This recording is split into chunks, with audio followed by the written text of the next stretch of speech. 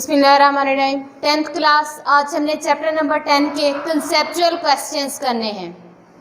First question है हमारे पास 10.1 statement है, if the length of a simple pendulum is doubled what will be the change in its time period. हमें बताया गया है, कंडीशन यहाँ पे क्या है कि अगर सिंपल पेंडुलम जो है उसकी जो स्ट्रिंग है उसकी लेंथ हम क्या कर दें, डबल कर दें, मतलब जो उसकी ओरिजिनल लेंथ है उसके 2 टाइम्स कर दें, तब हमारे पास इसका जो टाइम पीरियड है उस पर क्या इफेक्ट होगा, नया टाइम पीरियड हमारे पास क्या आएगा।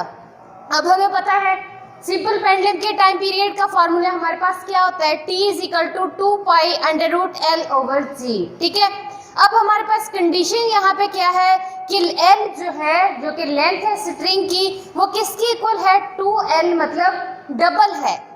अब यहाँ पे हमने क्योंकि टाइम पीरियड तो ये है, इसको हमने नाम दे दिया न्यू टाइम पीरियड का, जिसके अंदर लेंथ जो होगी वो डबल होगी। T = 2 पाई √, यहाँ पे L की जगह हमने क्या प्लेस करना है, 2L/G। अब हमारे पास क्या आ जाएगा, इसको जो यहाँ पे 2 है उसको हम सेपरेट कर सकते हैं, इसके ऊपर अंडर है उसको हमने क्या कर लिया, सेपरेट कर लिया। अब ये वाली चीज़ जो है आपको पता है ये वाली किसके इक्वल है, टाइम पीरियड के सिंपल पेंडुलम के, तो इसकी जगह पे हम T पुट कर सकते हैं। अब हमारे पास जो न्यू टाइम पीरियड आया है वो हमारे पास क्या आया है, √2T।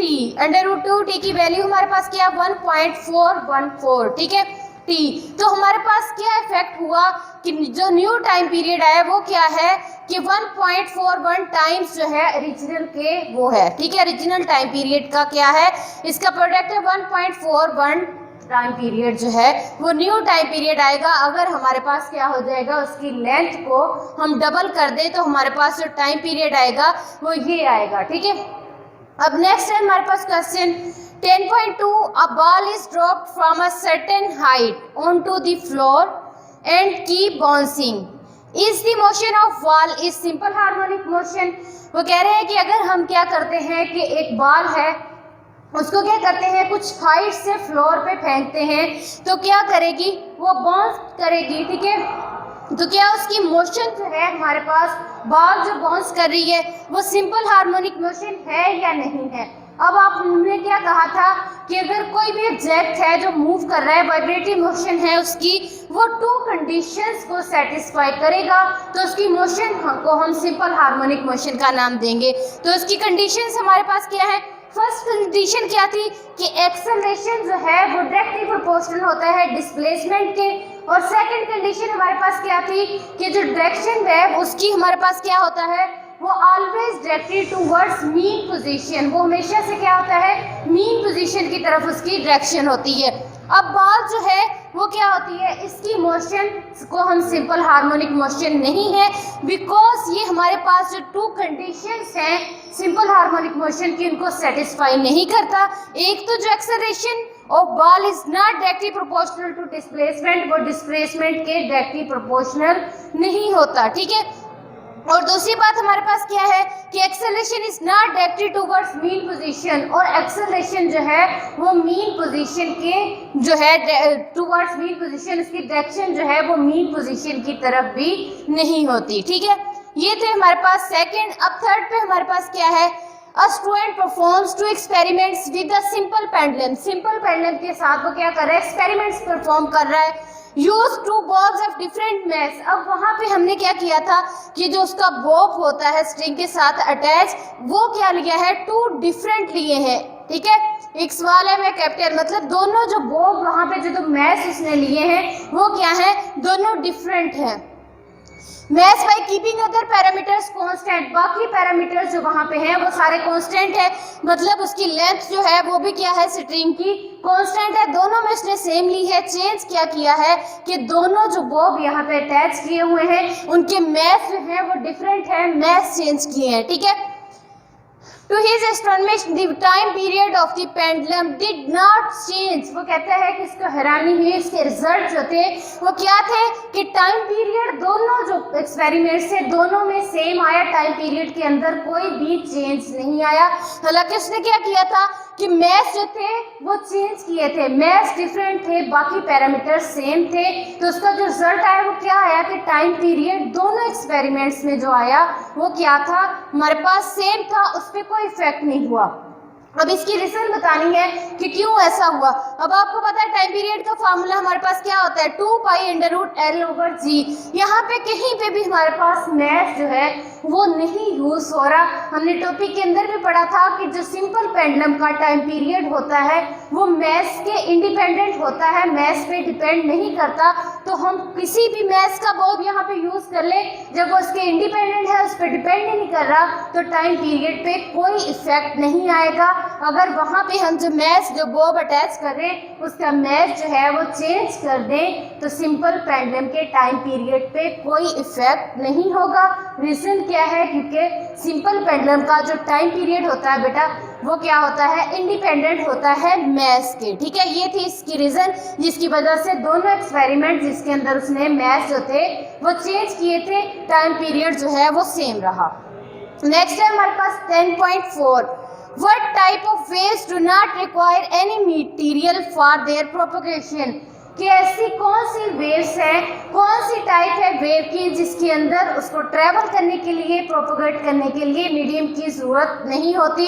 तो ये भी हमने चैप्टर के अंदर पढ़ा था कि हमारे पास कौन सी वेव्स होती हैं जिनको ट्रैवल करने के लिए मीडियम की ज़रूरत नहीं होती। इलेक्ट्रोमैग्नेटिक वेव्स ऐसी वेव्स थी जिनको ट्रैवल करने के लिए, प्रोपोगेट करने के लिए मीडियम की ज़रूरत नहीं होती थी। ये विदाउट मीडियम जो थी ट्रैवल कर सकती हैं, स्पेस में से ट्रैवल कर सकती हैं। ठीक है, electromagnetic waves do not require any medium for their propagation.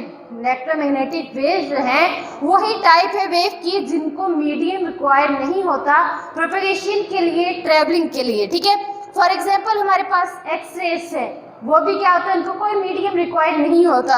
इसी तरह रेडियो वेव्स हैं, उनको भी मीडियम रिक्वायर नहीं होता, ये विदाउट मीडियम भी ट्रैवल करती हैं। ठीक है, इसी तरह हमारे पास लाइट एंड हीट वेव्स भी हैं, ये भी हमारे पास क्या है, इलेक्ट्रोमैग्नेटिक वेव्स हैं, इनको भी ट्रैवल करने के लिए मीडियम की ज़रूरत नहीं होती। सूरज से हमारे पास जो है लाइट भी आ रही है और हीट भी आ रही है, वो वेव्स है, in the form of waves हम तक पहुंच रही हैं। बीच में हमारे पास क्या होता है, स्पेस आते खला आता है, लेकिन वहां से भी ट्रैवल करके हम तक पहुंचती हैं। इट्स मीन ये भी हमारे पास क्या है, इलेक्ट्रोमैग्नेटिक वेव्स हैं, इनको ट्रैवल करने के लिए, प्रोपोगेट करने के लिए किसी भी मीडियम की जरूरत नहीं होती। लास्ट है हमारे पास 10.5, plane waves in the ripple tank undergo refraction when they move from deep to shallow water which change occurs in the speed of waves।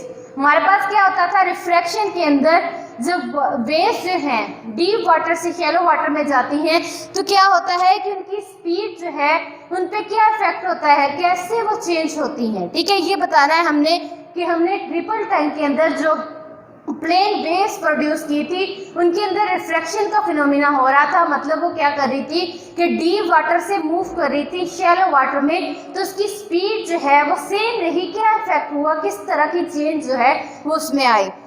अब हमारे पास इसका आंसर क्या होगा, the speed of waves is less than in shallow water than the deep water. वो क्या होता है कि शैलो वाटर जब कम गहरे पानी में गई वहां पे हमारे पास क्या हुआ कि उसकी स्पीड जो थी वो कम होगी as compared to deep water. Deep water में, ये हमने टॉपिक के अंदर भी डिस्कस किया था। इसकी reason, the change in the speed of waves when they travel from deep to shallow water cause them to change their direction. अब हमारे पास जब उसकी स्पीड चेंज होती है, जब डीप वाटर से शैलो वाटर में जाते हैं तो उनकी डायरेक्शन भी क्या हो जाती है, चेंज हो जाती है। इसको हम इस टर्म में भी देख सकते हैं। अब हमने कहा था कि यहाँ पे हमारे पास शैलो वाटर होता है, वहाँ पे वेवलेंथ जो है वो क्या होती है, बड़ी बन रही होती है, और जहाँ पे हमारे पास डीप वाटर में, ठीक है, वो गहरी बन रही होती है, और शैलो वाटर में हमारे पास क्या होती है, स्मॉल बन रही होती है।